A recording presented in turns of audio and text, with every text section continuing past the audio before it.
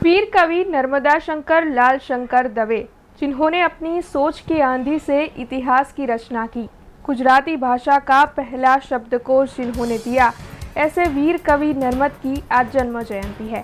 वडोदरा महानगर पालिका हर साल वीर कवि नर्मद की जन्म जयंती मनाती है। तब इस साल भी वडोदरा महानगर पालिका की परंपरा के मुताबिक वीर कवि नर्मद की जन्म जयंती मनाने का आयोजन हुआ। कारेली बाग के LNT सर्कल पर वीर कवि नर्मद की प्रतिमा मौजूद है। वहां पर पुष्पांजलि अर्पित करने का कार्यक्रम आयोजित करवाया गया।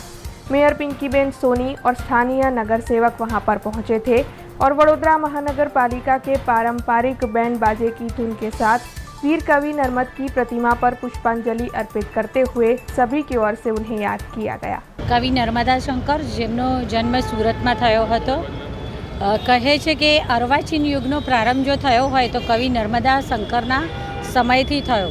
पुनर्लग्नना वातो करनारनो પડછાયો પણ નહીં લેનાર, એ સમાજના એ સમયમાં ક્રાંતિનો વિચાર લાવનાર કવિ નર્મદ જ હતા। અત્યારનો યુવાન જે કરવા માટે 100 વખત વિચારે તે કવિ નર્મદે આજથી 100 વર્ષ પહેલાં કરી બતાવ્યું હતું।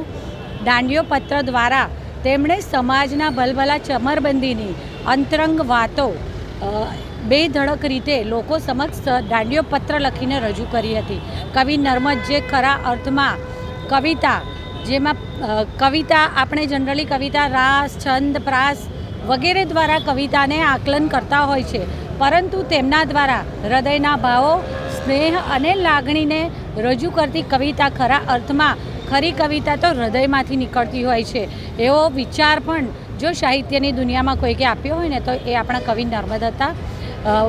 વડોદરા મહાનગરપાલિકા દ્વારા દર વર્ષે કવિ નર્મદજીના જન્મ જયંતિ પર આ રીતે પુષ્પાંજલિનું કાર્યક્રમનું આયોજન કરવામાં આવતું હોય છે। हमसे जुड़े रहने के लिए हमारे YouTube चैनल को सब्सक्राइब करें और नई वीडियो की नोटिफिकेशन के लिए बेल आइकॉन को दबाएं।